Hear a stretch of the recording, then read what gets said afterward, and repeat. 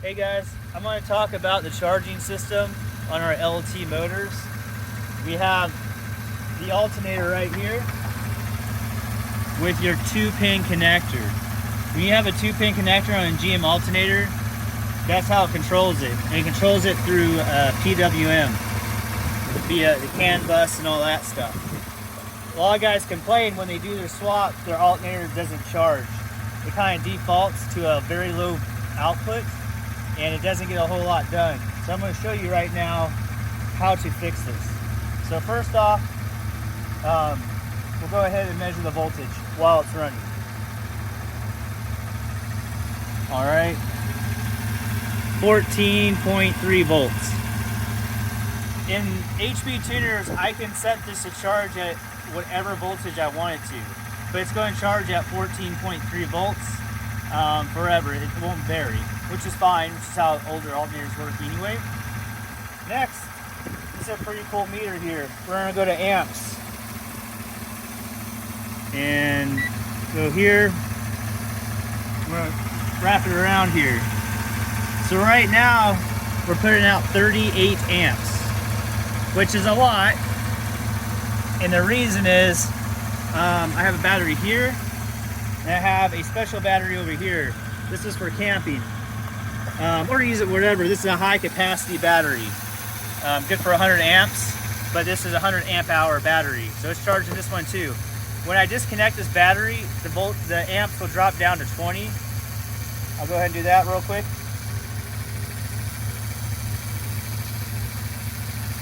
And I'm seeing at idle anywhere from 15 to 20 amps once your batteries are charged is what the system consumes itself at. All right, let's go back and look at the meter.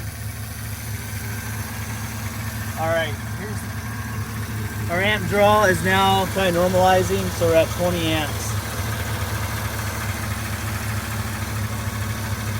All right, so I showed basically how the alternator is working, how it adjusts itself on amps. When there's less load, it's going to output less amps, and it's just holding that voltage to charge your batteries. I'm going to show you how to fix it in HP tuners.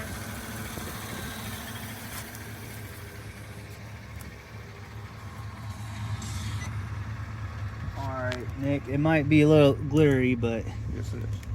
all right. Here's your setup here. You're gonna go to system. There we go. Sorry about the glare, but just the way it is. You got your system tab, will go down here. Airflow system voltage. Set this to whatever you want it to charge at. All right, and that's it. It's literally that simple. This should work on Gen 4s as well, but that's what you're changing right there. That's all you gotta do, guys. When I program the computers, I always put that voltage in there.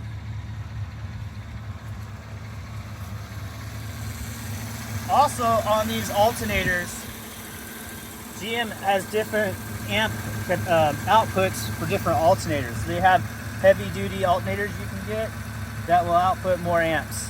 A standard alternator, I think, is around 130 amps. The high outputs, I believe, anywhere from 180 to 220. So this one, since this is going to be my camping rig, and we're going to be pulling with it, I'm going to put a higher capacity alternator on it. And that way, up to 180 amps, charge my batteries nice, run auxiliary lighting and stuff like that. But this is just a quick explanation of how to get your alternator charging on these newer engines. And there's no need to replace that alternator with something else. They work really well. So I hope you guys got something out of this, and if you have any questions, just post it up.